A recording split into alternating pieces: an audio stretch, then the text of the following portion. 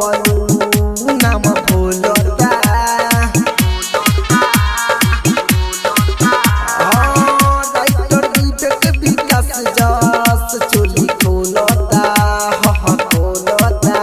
आगे खोलता आशिक बबलू राहुल नाम भूलता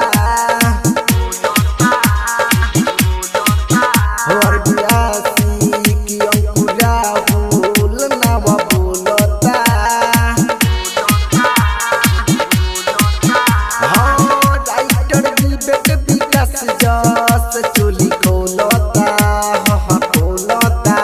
आज खोलता हर झूम पटेल सरब लेटर लिखियो कराला फेंकले बा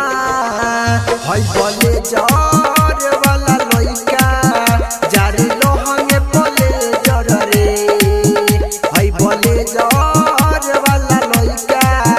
जारे लोहंगे बोले जर रे चोली नोचता पैसा कोचता हो चोली नोचता